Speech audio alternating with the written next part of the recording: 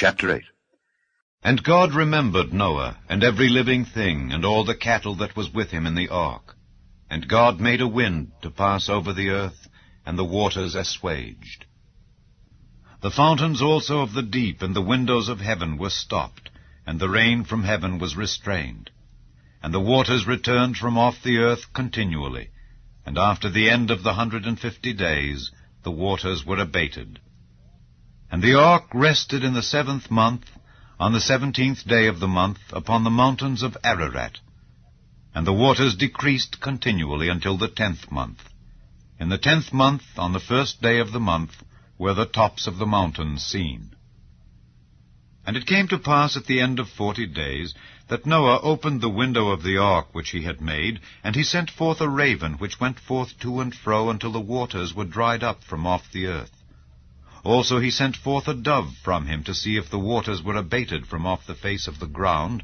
But the dove found no rest for the sole of her foot, and she returned unto him into the ark, for the waters were on the face of the whole earth.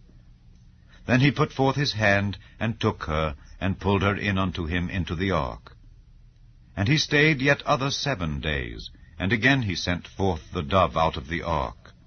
And the dove came in to him in the evening, and lo, in her mouth was an olive leaf plucked off. So Noah knew that the waters were abated from off the earth. And he stayed yet other 7 days, and sent forth the dove, which returned not again unto him any more. And it came to pass in the 601st year, in the 1st month, the 1st day of the month, the waters were dried up from off the earth. And Noah removed the covering of the ark, and looked, and behold, the face of the ground was dry. And in the 2nd month, on the 27th day of the month, was the earth dried. And God spake unto Noah, saying, Go forth of the ark, thou and thy wife, and thy sons wives with thee. Bring forth with thee every living thing that is with thee of all flesh, both of fowl and of cattle, and of every creeping thing that creepeth upon the earth, that they may breed abundantly in the earth, and be fruitful, and multiply upon the earth.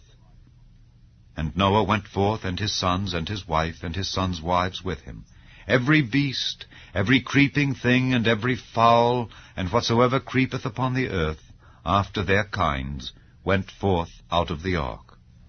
And Noah builded an altar unto the Lord, and took of every clean beast, and of every clean fowl, and offered burnt offerings on the altar.